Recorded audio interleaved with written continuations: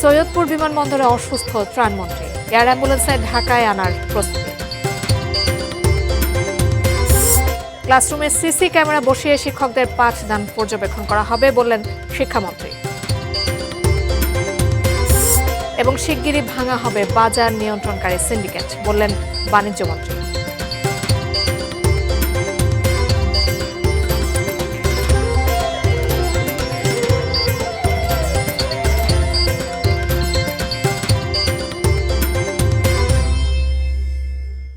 দেখছেন ATN news.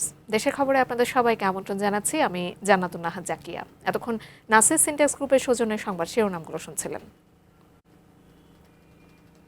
এবারে বিস্তারিত।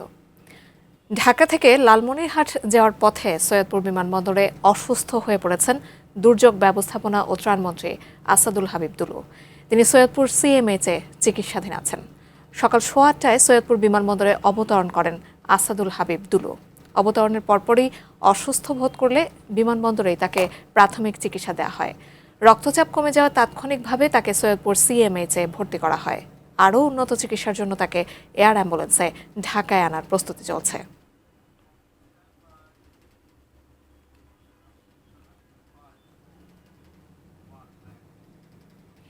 অনেক পরীক্ষকই নিজে খাতা না দেখে হেল্পার দিয়ে দেখান, তাই খাতা দেখা ঠিক আছে কিনা তা পরীক্ষা করে দেখা হবে বলে জানিয়েছেন শিক্ষামন্ত্রী আ.ন.ম এহসানুল হক মিলন। দুপুরে রাজশাহী মেডিকেল কলেজ অডিটোরিয়ামে রাজশাহী শিক্ষা বোর্ড, মাদ্রাসা শিক্ষা বোর্ড এবং কারিগরি শিক্ষা বোর্ডের কেন্দ্র সচিবদের সাথে মতবিনিময় সভায় তিনি আরও বলেন, শিক্ষকরা ঠিকমতো ক্লাস নেন কিনা তা সিসি ক্যামেরা দিয়ে পর্যবেক্ষণ করা হবে। এছাড়াও তিনি বলেন, জেলা প্রশাসকদের সন্তানদের কর্মরত জেলা স্কুলেই পড়াতে হবে। ডিজিটাল প্রশ্নপত্র ফাঁস রোধেও কঠোর আইন করার কথা জানান শিক্ষামন্ত্রী। প্রয়োজনে মেয়েদের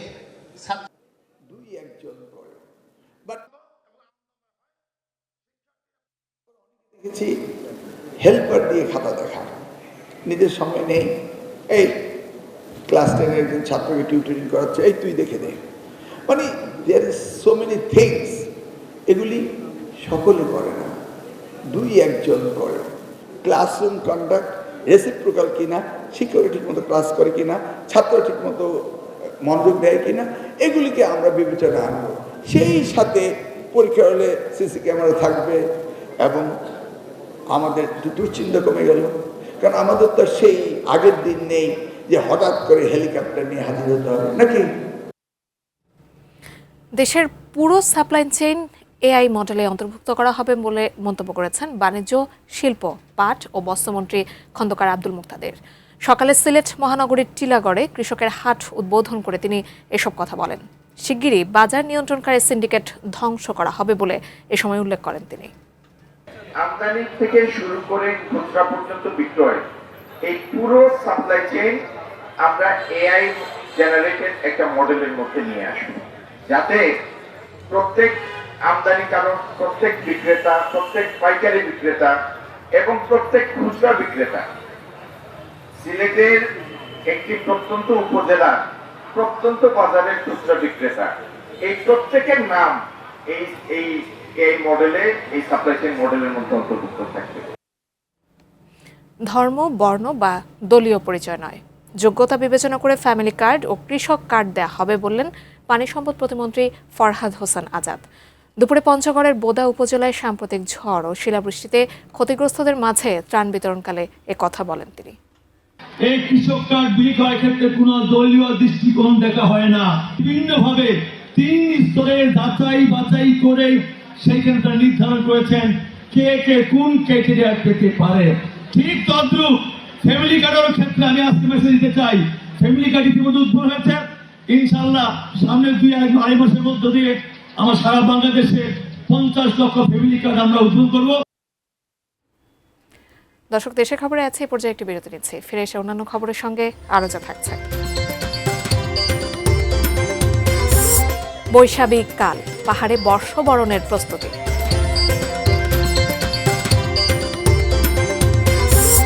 এবং জলাবদ্ধতায় তলিয়ে গেছে হাওড়ের ফসলি জমি, সংকটে বড় চাষিরা।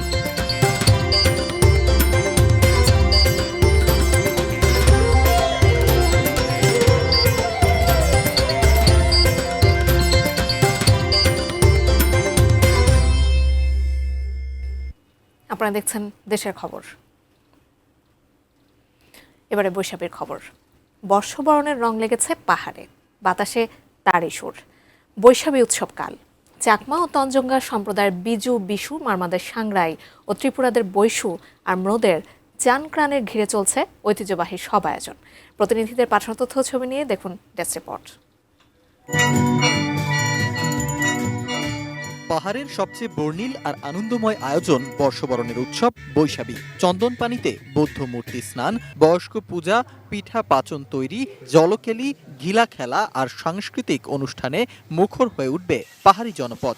নদীতে ফুল ভাসানোর মধ্য দিয়ে বান্দরবানের 11টি ক্ষুদ্র নৃগোষ্ঠী সূচনা করবে বর্ষবরণ উৎসবের। নতুন কাপড় কেনাকাটার শেষে ঘর সাজানোর আয়োজন চলছে পাড়ায় পাড়ায়। আমরা তঞ্চঙ্গেরা পয়লা বৈশাখকে বিশু বলি, চাকমারা বিজু বলে। পাড়াপড়শিরা মিলে আমরা সবাই সম্মিলিতভাবে উদযাপন করে থাকি। আমাদের সাংরাই মূল আকর্ষণ হচ্ছে পানি খেলা। এই খেলাতেই তরুণদের একজনকে একজন পানি ছিটাবে এবং আনন্দ করবে। খাগড়াছড়িতে চৈত্র সংক্রান্তির শেষ দুদিন ও বাংলা নববর্ষের প্রথম দিন এই তিনে মিলে বিজু উৎসব পালন করবেন চাকমারা। একই সময়ে ত্রিপুরাদের বৈশু উৎসব আর চৈত্র সংক্রান্তির দিন থেকে মারমাদের সাংরাইং। রবিবার থেকে 16 এপ্রিল পর্যন্ত চলবে বৈশাখী উৎসব। পাহাড়িদের উৎসবের আনন্দে একাকার হবেন বাঙালিরাও। বিজু, সাংরাই, বৈশু, পাতা, চৈত্র সংক্রান্তি এবং বাংলা নববর্ষ এটি পার্বত্য চট্টগ্রামের একটি প্রাণের উৎসব। এই উৎসবকে ঘিরে এই পাহাড়ে এক সম্প্রীতির অনন্য মেলবন্ধন তৈরি হয়। গত বৃহস্পতিবার সকালে রাঙামাটি পৌরসভা প্রাঙ্গণে পাহাড়ি নৃত্যের মধ্য দিয়ে শুরু হয় বৈশাখীর আনুষ্ঠানিকতা। রবিবার সকালে কাপ্তাই লেকে ফুল ভাসানোর মধ্য দিয়ে চাকমা সম্প্রদায়ের ফুল বিজু, 13 তারিখ মূল বিজু, ঐতিহ্যবাহী পাচন দিয়ে বাড়িতে বাড়িতে অতিথি আপ্যায়ন। বাংলা নববর্ষের দিনে শোভাযাত্রা, সাংস্কৃতিক অনুষ্ঠান সহ থাকবে লোকজ মেলা। আর 16 তারিখ মারমা সম্প্রদায়ের সাংরাই বা জলখেলি উৎসবের অনুষ্ঠানের মধ্য দিয়ে শেষ হবে পাহাড়ের প্রধান উৎসব। অন্যান্য বছর উৎসবটি বৈশাখী নামে উদযাপিত হয়ে আসলেও এবার পার্বত্য মন্ত্রণালয়ের সিদ্ধান্ত মতে জনগোষ্ঠীগুলোর আলাদা আলাদা পরিচয়ে উৎসবটি পালিত হবে। Sifat Mahmud, desk report, ATN news.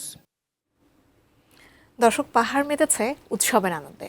আগামীকাল থেকে শুরু হতে যাচ্ছে পাহাড়িদের সবচেয়ে বড় সামাজিক ও ধর্মীয় উৎসব বিজু, সাংরাই, বৈশুখ সাংক্রান, বিশু, বিহু ও পাতা। উৎসবকে সামনে রেখে রাঙামাটির চিংলা মং মারি স্টেডিয়ামে চলছে গ্রাম বাংলার ঐতিহ্যবাহী বলি খেলা। বলি খেলা নিয়ে যুক্ত হচ্ছেন আমাদের প্রতিনিধি ইমতিয়াজ কামাল ইমন। ইমন, ঐতিহ্যবাহী খেলাগুলো যেখানে হারিয়ে যেতে বসেছে সেখানে বৈশাখী উপলক্ষে রাঙামাটিতে বলি খেলা চলছে। আপনার মাধ্যমে সেখানকার খবর জানতে চাই।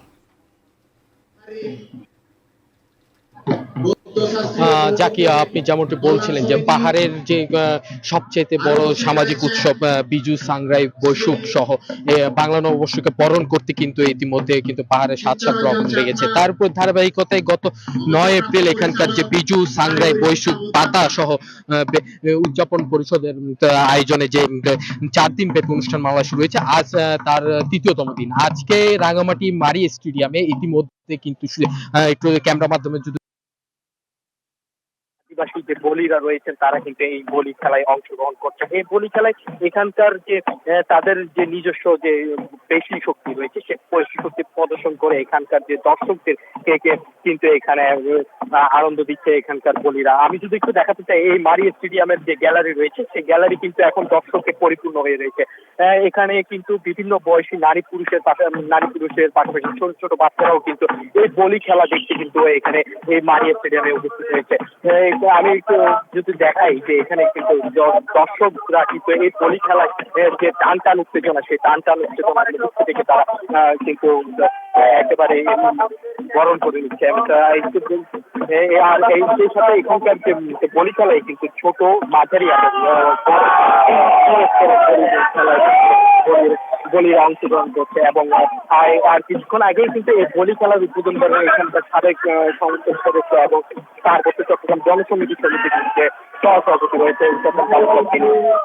এই যে আমি একটু দেখাই যে বলি খেলায় কিন্তু তারা যে বেশি শক্তি সেটি প্রদর্শন করে, কিন্তু এখানে যে বলি খেলা সেটি অনুষ্ঠিত হচ্ছে। আর আরেকটু বিষয় যদি জানিয়ে রাখি যে আগামীকাল 12 এপ্রিল চাকমা সম্প্রদায়ের ফুল তারা এখানকার কাপ্তাই লেকে ফুল বিসর্জনের মাধ্যমে কিন্তু তারা পালন করবে এবং 13 এপ্রিল তাদের পালন করবে এবং 13 এপ্রিল তাদের মূল বিজু। সেদিন তারা তাদের বাসায় অতিথি আপ্যায়নের জন্য তাদের যে ঐতিহ্যবাহী খাবার বাজন রয়েছে সেটি তারা তাদের বাসায় আগত মেহমানদের আপ্যায়ন করবেন। এবং 17 এপ্রিল মারমা সম্প্রদায়ের যে জলপুরি উৎসব, সেই জলপুরি উৎসবের মাধ্যমে কিন্তু এর আনুষ্ঠানিকতা শেষ হবে। তো সব মিলিয়ে এই ছিল আমার কাছে রাঙামাটি থেকে।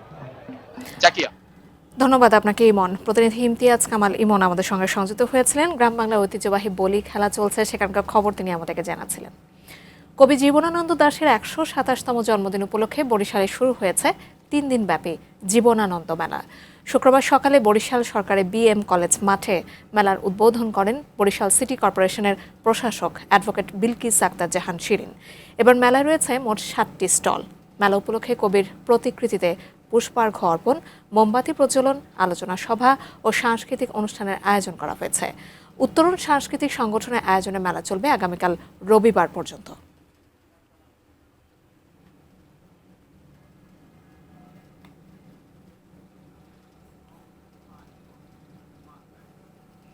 হবিগঞ্জের বানিয়াচং উপজেলার বিভিন্ন হাওরে টানা ভারী বৃষ্টিতে ডুবে গেছে 500 একর বড় ফসল। এতে শতাধিক কৃষক পরিবার পড়েছে চরম সংকটে। কৃষকেরা জানান, ঋণ করে চাষ করা ফসল পানির নিচে তলিয়ে যাওয়ায় ঋণ পরিশোধ ও পরিবারের ভরণ পোষণ নিয়ে দুশ্চিন্তায় দিন কাটছে তাদের। এদিকে বাদেশরা, বালি ও বেঙ্গা হাওরও ঝুঁকিতে রয়েছে। কৃষকদের অভিযোগ, ফসল রক্ষা বাঁধ না থাকায় প্রতি বছরই এমন বিপর্যয়ের মুখে পড়তে হয় তাদের। দ্রুত স্থায়ী বাঁধ নির্মাণের মাধ্যমে হাওরের ফসল রক্ষার দাবি জানিয়েছেন স্থানীয় কৃষকরা। বৃষ্টিপাত অব্যাহত থাকলে আরও হাজার হাজার একর ফসল তলিয়ে যাওয়ার আশঙ্কা রয়েছে বলে জানিয়েছে কৃষি বিভাগ।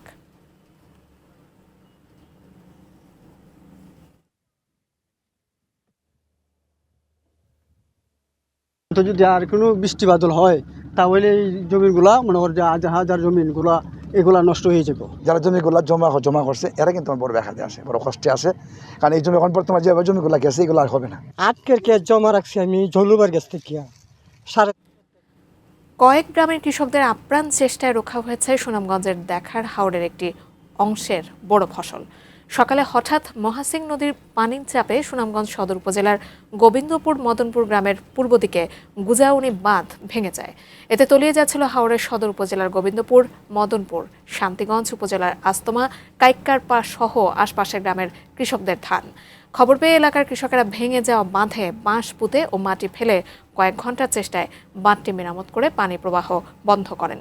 সুনামগঞ্জ সদর উপজেলা নির্বাহী সুলতানা জেরিন জানান, দেখার হাওরের ভেতরে একটি অংশের বাঁধ ভাঙার খবর পাওয়ার পরপরই বাঁশ পুঁতে জিও ব্যাগে মাটি ভরে কৃষক ও পানি উন্নয়ন বোর্ডের প্রচেষ্টায় বাঁধটি রক্ষা করা হয়েছে।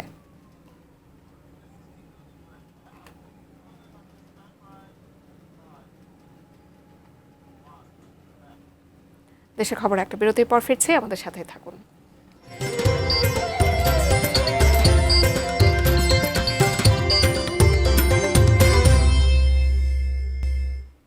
তীব্র পেট্রোল সংকটে অচলাবস্থা কাজিরহাট ও আরিচা নৌপথে স্পিডবোট পারাপারে যাত্রী ভোগান্তি পৌঁছাচ্ছে চরমে। পাশাপাশি কর্মহীন কয়েকশো বোট চালক ও শ্রমিকেরা। মিলন মাহমুদের ক্যামেরায় পাবনা থেকে রিজভি জয়ের রিপোর্টে বিস্তারিত। একসময় যেখানে থাকতো চালক আর যাত্রীদের হাঁকডাক, সেখানে এখন নীরবতা। পাবনার কাজিরহাট স্পিডবোট ঘাটে যমুনা পাড়ের সেই চিরচেনা কর্মব্যস্ত দৃশ্যপট বদলে গেছে জ্বালানি সংকটে।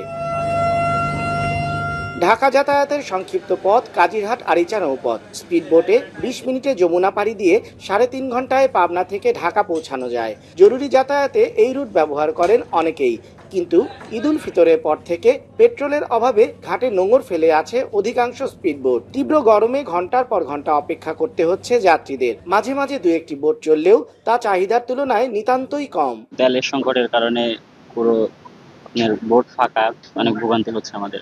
বোর্ড ওই একটা যাচ্ছে একটা আসতেছে, যার কারণে আমাদের যাওয়ার অনেক সমস্যা হচ্ছে। আমরা অনেকক্ষণ যাবত আসছি এখানে। সিরাজগঞ্জের বাঘাবাড়ি ডিপোর এজেন্টরা চাহিদা অনুযায়ী তেল সরবরাহ করতে না পারায় এমন অচলাবস্থা। এতে মালিকদের আর্থিক ক্ষতির পাশাপাশি মারাত্মক প্রভাব পড়েছে দুই পারের 2 শতাধিক স্পিডবোট চালক ও শ্রমিকদের জীবন জীবিকায়। ঈদের পরে আমার কাছে 4 লিটার তেল দিছে এই বন্ধ, আমার বোটে একবারেই বন্ধ। যাত্রী পরাভব ভুগতেছে, কাউন্টারে 200-300 যাত্রী খারাপ আছে, পার হতে পারছে। এই রুটে চলাচলকারী 30টি স্পিডবোটের জন্য দৈনিক অন্তত 600 লিটার পেট্রোল প্রয়োজন হয়। পেট্রোল পাম্প ছাড়া তেল বিক্রি বন্ধে নতুন নীতিমালার কারণে জ্বালানি দিতে পারছেন না নিয়মিত সরবরাহকারীরা। স্থানীয় প্রশাসন বিকল্প উৎস থেকে জ্বালানি সরবরাহের চেষ্টা করলেও তাতে প্রয়োজনের সিকিভাগও পূরণ হচ্ছে না। যেসব ডিলাররা আপনার পেট্রোল পাম্প মালিক সমস্ত জায়গায় তেল যদি আগের মতো চলে যায় এবং সরকার কড়াকড়িভাবে যে কোনো অবস্থাতেই 1 টাকাও কেউ বৃদ্ধি করতে পারবে না, 2 দিনের স্বাভাবিক অবস্থা ফিরে আসবে। তারা তো ফিলিং স্টেশন থেকে নিত না, আগে তারা নিত হচ্ছে চেক পয়েন্ট ডিলারের কাছ থেকে। তো হচ্ছে সেই চেক পয়েন্ট ডিলারদেরকে তখন পেট্রোল দেওয়া হচ্ছে না আর কি। তো আমি তাদেরকে বললাম যে আপনারা যে চেক পয়েন্ট ডিলারের কাছ থেকে তেল নেন, তার কাগজপত্র এবং তার অ্যাপ্লিকেশন লিখে আমাকে একটু জমা দেয়, আমি দেখি এটা ফরওয়ার্ড করে দিয়ে দিই, যাতে দৈনিক হিসেবে কোনো তেল ম্যানেজ করে দেওয়া যায়। তো তারা আমাকে দিতে পারে না। পেট্রোল সরবরাহ নিশ্চিত করে দ্রুততম সময়ে যাত্রী দুর্ভোগ কমিয়ে এই নৌপথে স্বাভাবিক হবে স্পিডবোট চলাচল, প্রত্যাশা ভুক্তভোগীদের। বিজয়, এটিএন নিউজ, পাবনা। কলের গান, হ্যাজাক লাইট, রেডিও কিংবা ডাক বাক্স কি নেই এখানে? হাজার হাজার ডাক টিকিট, প্রাচীন মুদ্রা আর দুষ্প্রাপ্য নিদর্শনে সাজানো এক অনন্য সংগ্রহশালা গড়ে তুলেছেন যশোরের শখের সংগ্রাহক জিকেএম লুৎফুর রহিম লুল্টু। যশোর থেকে নজরুল ইসলাম মল্লিকের তথ্য ছবি নিয়ে ডেস্ক রিপোর্ট। যশোর শহরের বিমানবন্দর সড়কের আরবপুর এলাকায় একটি সাধারণ দোতলা বাড়ি মমতাজ মহল।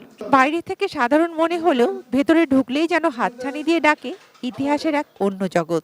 বাড়ির মালিক লুৎফর রহিম লুল্টু নিচতলার কয়েকটি কক্ষ জুড়ে নিজ হাতে সাজিয়েছেন এই সংগ্রহশালার। মোগল সাম্রাজ্য আজ ইতিহাস, কিন্তু সেই সময়ে ধাতব মুদ্রা এখনো টিকে আছে এখানে। শুধু মুঘল যুগই নয়, ইন্দো গ্রিক যুগের মুদ্রা, 1 পয়সা, ফুটো পয়সা, কানা পয়সা সহ বিশ্বের প্রায় 250টি দেশের 3000-এর বেশি মুদ্রা রয়েছে লুল্টুর সংগ্রহে। 1.5 থেকে 2000 বছরের পুরনো টেরাকোটা, নকশা কাটা ইট, প্রায় 500 বছরের ঐতিহাসিক তরবারি, ব্রোঞ্জের বৌদ্ধ ও বিষ্ণু মূর্তি, মাটির গণেশ, হাতির দাঁতের ছুরি, হুক্কা সহ প্রায় প্রত্নতান্ত্রিক নিদর্শনে ভরপুর এই সংগ্রহশালা। এখানে অনেক প্রাচীন জিনিস আছে যেগুলো দেখে শিক্ষার্থীরা অনেক কিছু শিখতে পারবে। দেখার জন্য অনেক জিনিস থেকে অনেক দূর থেকে মেলা লোকজন আসে।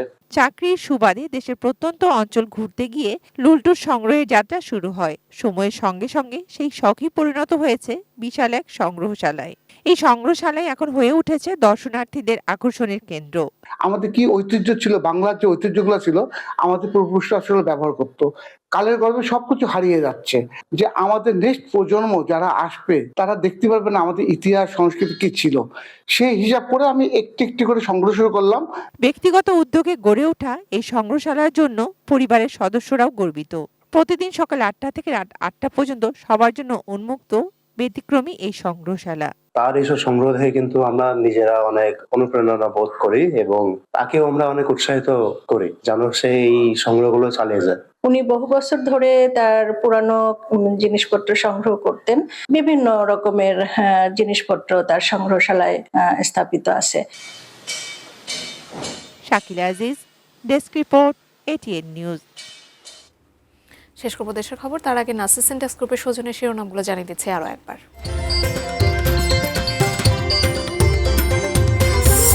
সৈয়দপুর বিমানবন্দরে অসুস্থ ত্রাণমন্ত্রী, এয়ার অ্যাম্বুলেন্সে ঢাকায় আনার প্রস্তুতি। ক্লাসরুমে সিসি ক্যামেরা বসিয়ে শিক্ষকদের পাঠদান পর্যবেক্ষণ করা হবে বললেন শিক্ষামন্ত্রী। শিগগিরই ভাঙা হবে বাজার নিয়ন্ত্রণকারী সিন্ডিকেট বললেন বাণিজ্যমন্ত্রী। বৈশাখী কাল, পাহাড়ে বর্ষবরণের প্রস্তুতি।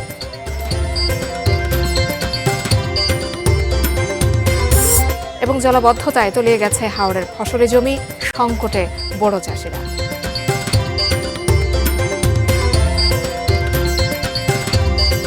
ছিল দেশের খবরের সাথে থাকার জন্য ধন্যবাদ সবাইকে।